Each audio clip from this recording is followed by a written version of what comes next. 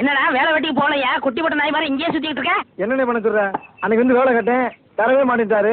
நீயாச்சும் ஒரு வார்த்தை சொல்லி ஒரு ஓரம் உட்கார வைக்கப்படாதா? அட போடா, நானே சம்பளம் கூட கிடந்து கொடுக்க மாட்டேன்டா.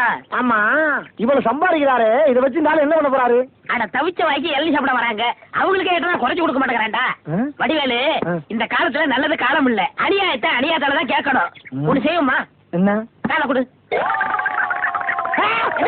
வரல, அவர் ஆளுக்கு பாதி. அண்ணே, என்ன கொஞ்சம் கண்டுபிடிச்ச மாட்டாரா? அட அந்த ஆள் கணக்கு தெரியாதா? பள்ளிக்கூடத்து பக்கமே ஒதுங்கினது இல்ல, ஏதோ அலசம் கொட்டிக்கிட்டு இருக்கு.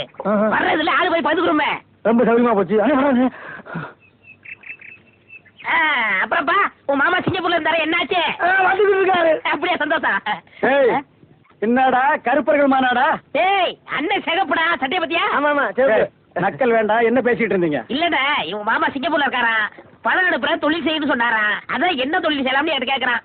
என்னடா எவனை கேட்டாலும் சிங்கப்பூர்ல இருந்து பணம் வருதுங்கிறீங்க, ஜெர்மன்ல இருந்து பணம் வருதுங்கிறீங்க, அமெரிக்காவில இருந்து வருது, துபாயில இருந்து வருதுங்கிறீங்க. அப்ப நம்ம நாட்டுல பணமே இல்லையா? இருந்த பணம் எல்லாம் என்னடா ஆச்சு? சின்ன பையன் கேக்குறான், நல்ல வார்த்தை 4 வார்த்தை சொல்லுங்க. கோயம்புத்தூர் லட்சுமி மில்லுக்கு பக்கத்துல 100 ஏக்கர் நிலம் காலியா இருக்கு. அத வாங்கி ஒரு மில்லு கட்ட சொல்றியா? என்னடா என்னன்னு முண்டாபலில் சோப்பாய் காசு இல்லாம இது நாயே, இதுக்கு என்ன தொழில் தெரியும்? டேய், எந்த தொழிலையும் செய்யலாம், ஆனா அது ஒரு நேர்மை இருக்கணும். என்ன பத்துமா? டேய், கண்ட நேரத்துல கண்ட இடத்துல நின்னு பேசிட்டு இருக்காதீங்க. காத்து கருப்பு வரும், அடிச்சிடாரு. என்னடா அடிச்சிருவோமா? அடிச்சிட வேண்டியதான்.